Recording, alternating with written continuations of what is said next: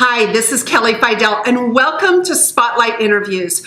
I am so excited to bring to you a really special guest and a very dear friend of mine who I've known for a very long time, and her name is Terra Goodrich, and she's the CEO and founder of Transitional Cardiac Care, and she is absolutely an amazing woman. She's a rising star and has tremendous impact and contribution in her industry, and I'm so excited for you to hear and to meet Terra. So Terra, welcome. I'm so happy that you're here. Oh, thank you. I'm super honored to be here with you. Oh, thank you.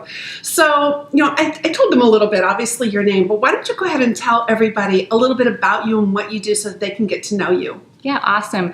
I'm Terra Goodrich. I am the CEO and founder of Transitional Cardiac Care, and we help patients who are living with congestive heart failure maintain their independence while becoming healthy and strong. Awesome. That was very cool. So, people might be thinking, wow, that's kind of interesting. But if we say, wow, that sounds impressive, this is a new company for you, right? Yes. So you started the company. Has it even been 2 years yet? Just about 2 years. Almost 2 years. Almost 2 years. So I will tell you that Terra is very humble. So I am going to drag some things out of you. So first and foremost, as a woman and as a cardiac nurse, you have won the prestigious Daisy Award. Yes, I have. So why don't you just, you could just talk straight to me, Sure. What's the Daisy Award? Is that like a flower? Is that something bigger and better? It's a prestigious award. So what is that? Yeah, it's actually a national award. It's the highest reward a nurse can actually receive in their nursing career. It's nominated by either doctors or patients or their family members. Mm-hmm. It's usually a nurse gets it when they've saved some kind of life or made a huge impact of great significance, and so they get nominated for that. It's reviewed by this huge national board and then chosen, and then you get a pin that you get to wear, but you do get a very, very special plaque that goes home, and you get nationally recognized all over the world as a Daisy Award recipient. Wow. So I'm so proud of you for so many reasons, and number one is that you're young, right? And you have the Daisy Award, of course, is amazing, and you have she has some other really amazing things, other cool things that we're going to be talking about here in a little bit. But why don't you talk about why do you do what you do?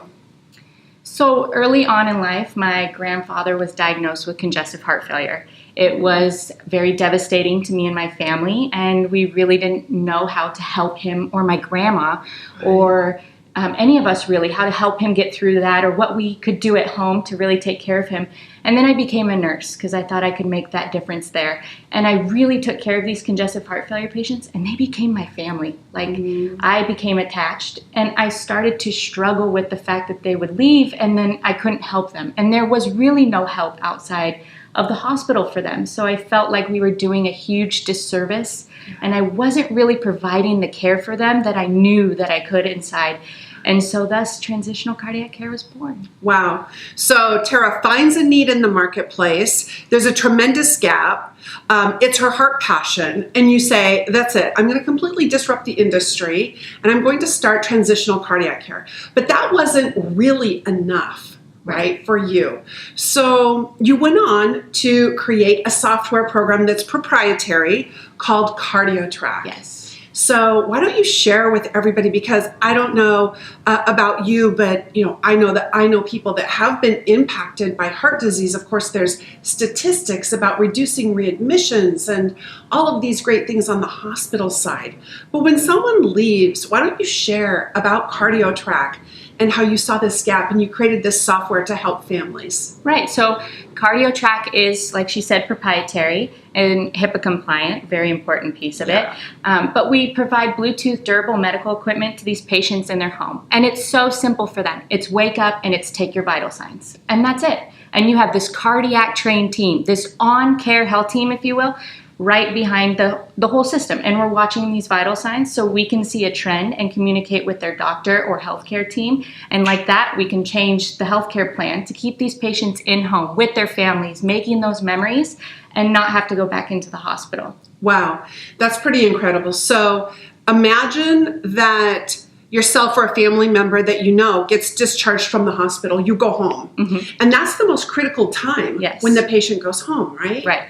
And as, having my own mom who actually had cancer and going home, there is this tremendous worry from the family. Yes. And now all of a sudden the family has peace of mind, knowing that that loved one can simply basically get connected to your CardioTrack, and you have on-demand nurses, right? So 24/7 coverage. They can upload photos and connect directly, and all of this feeds straight back to the doctor. So you've created this amazing software program, a software system, actually, and you work with large hospitals and healthcare agencies, and it's assisted living and all of the above. Yeah. It just provides a sense of comfort, not only for the patients and their families. We provide tremendous education for these families too, which is a big piece. They're very, they leave feeling uneducated. And so we wanted to break that down.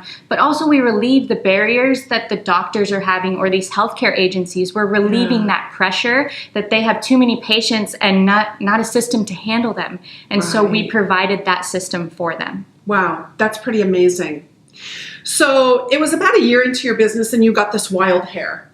And you said, I'm going to exhibit at one of the largest industry conferences in the world. Yes. And it was the HFMA. Is that what it is? Yes. Okay, great. And what does that stand for? So it's the Healthcare Financial Management Association. Got it.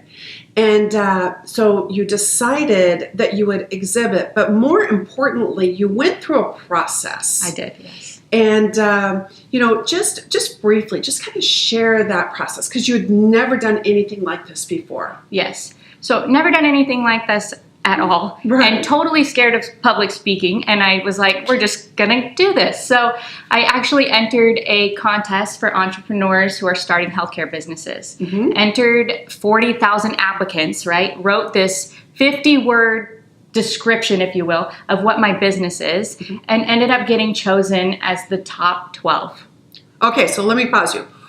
40,000 applicants, and you get chosen as the top 12. As the top 12. I mean, we're talking in the nation. Right. And this is huge and prestigious. It was not even on my radar to think that I could go there, and yet here I am. So made top 12. So then what happened? Went to Vegas. Vegas. Vegas. So how did you get chosen for Vegas? There was a step in between. You had to do a live presentation for the investors. I did. I had to do a 5-minute pitch. It was all live. And so once that was done, I had to wait. And it was like, I don't know if that was good enough. All those things that a normal entrepreneur goes through, even though you're good enough, it was worth it. But that waiting period. And then I get the email on Mother's Day of all days. Love that. Like, we absolutely loved it. We would love for you to come exhibit in Vegas. We want our people to see what you have. That's phenomenal. So you go to Vegas. I did. She exhibits, and there were several startup companies, and the attendees, thousands and tens of thousands of attendees, had to vote. Yes.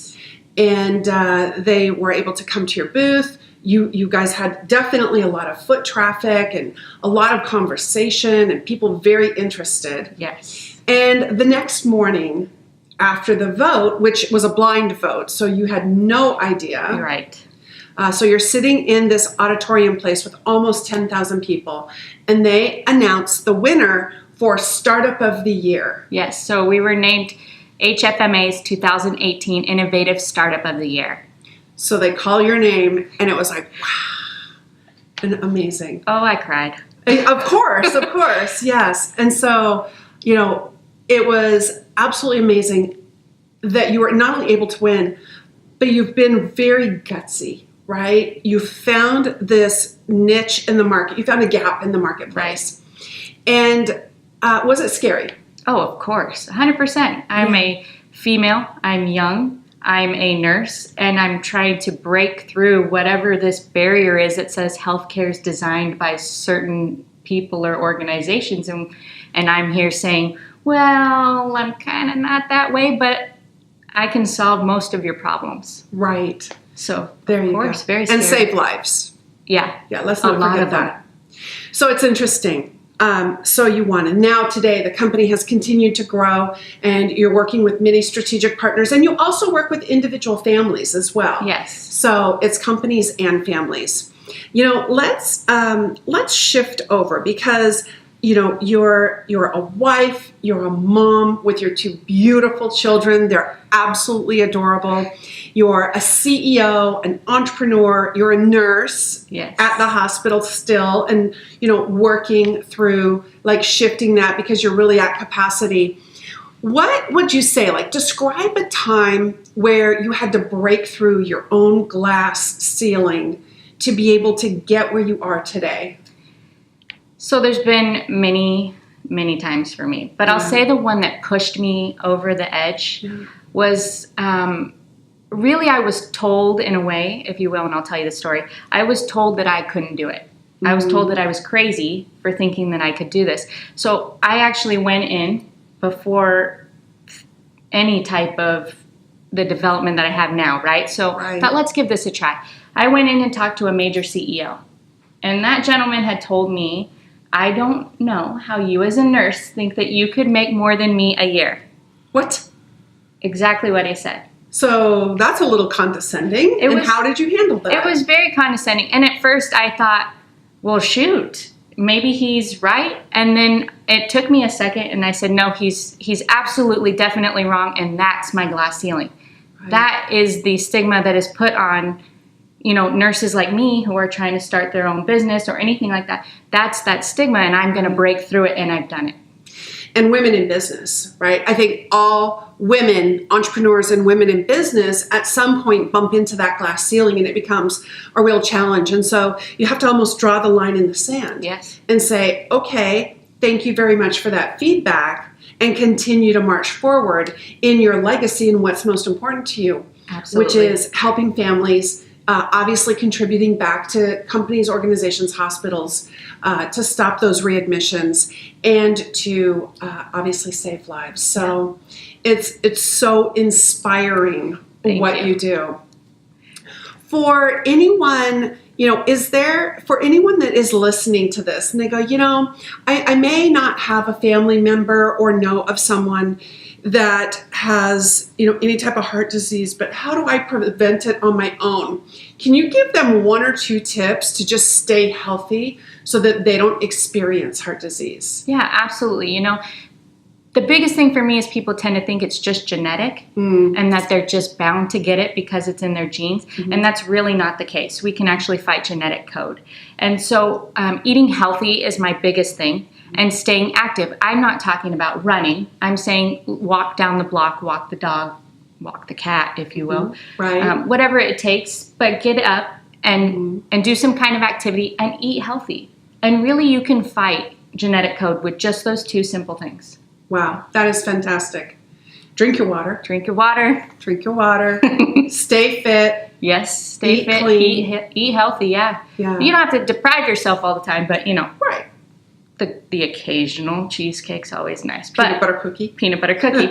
But for the most part, if you can stay away from the processed food we have out there today, you can actually decrease your heart disease by 75%.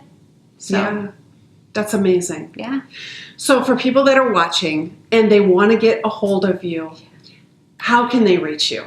Absolutely. I'd love to connect with you. Even if it's just the simple question you don't think I might not have the answer for, please reach out. You can always find me at my website, tccheart.com. And also on Facebook, we do have the Transitional Cardiac Care page on Facebook. That's so fantastic. I am so grateful and honored that you have been here. You have done so many amazing things. You have broken through so many glass ceilings.